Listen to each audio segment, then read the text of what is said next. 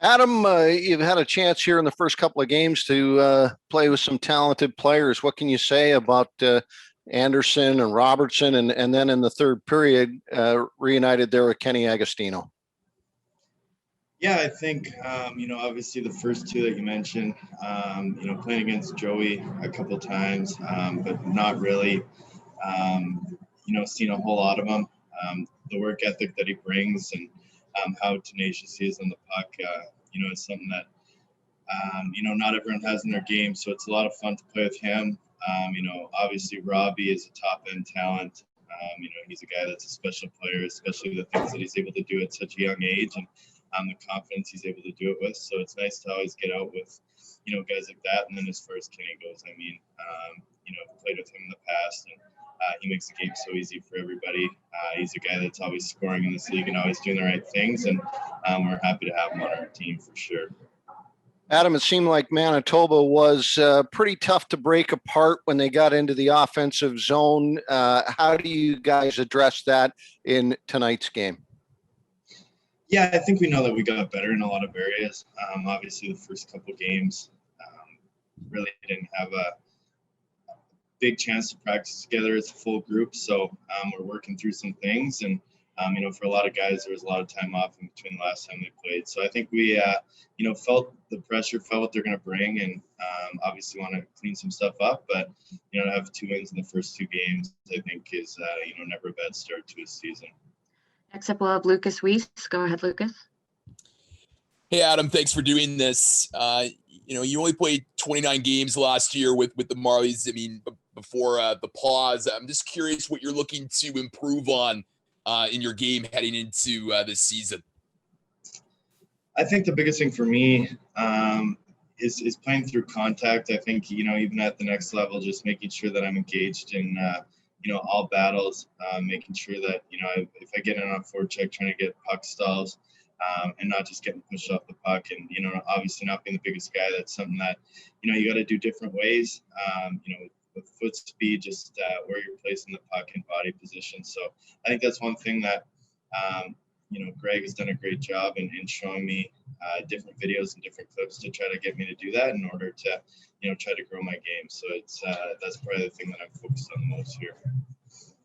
Next up is Joshua Cloak. Go ahead, Joshua.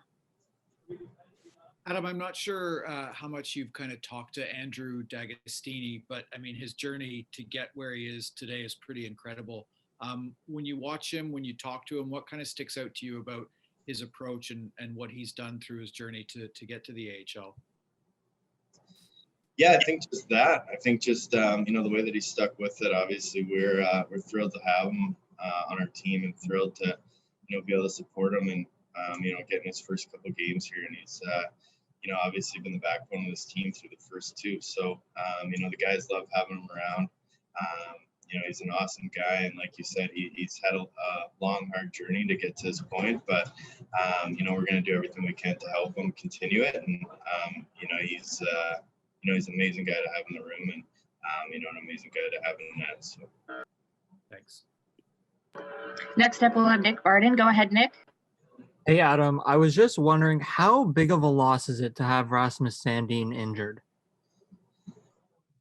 Yeah, I think that kind of speaks for itself. I think, you look at, again, a young guy, similar to Nick, who's able to, he was able in years past to come in and do things that you wouldn't expect out of a 18 and 19-year-old. And, he's only grown since that. So, he's going to be a guy that plays in the NHL for a long time and a guy that's going to be, heavier relied upon by the Leafs, I think, down the road. So, to lose a guy like that in your lineup, a guy that really settles the game down, plays in every situation, and just an awesome guy to have around as well is obviously big, but, don't know the extent of it and hope that, he's back sooner than later.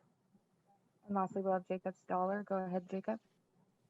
Hey, Adam. I just wanted to know if you could speak to how big it's been for your career personally with the Marlies investing heavily in veterans. I mean, when you came in as a young prospect, there was a huge veteran presence. They've always done that, still there now, and now you're one of the older guys.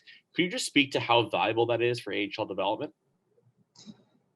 Yeah, I think it's huge. I was obviously lucky my first couple of years to have some incredible leadership, have guys that, have played a ton of games in the NHL and also a ton of guys that played in the AHL. And I think that showed my first year with, that veteran presence, how we were able to win. I think without guys like that, it's hard to win in this league. And, just from the stuff that they're passing down to the young guys. And, now moving forward, you obviously want to see yourself in that role and hope that you can help, pass on some things to the younger guys that are here. Obviously, right now we have some guys from junior, and just want to make sure that they feel comfortable. And, if they have questions, they're able to reach out. And I think that's, part of being in this position is you have to pass on the stuff that you've learned from, the guys that came before you. So that's what you're trying to do. And, I hope that I'm able to help them at least.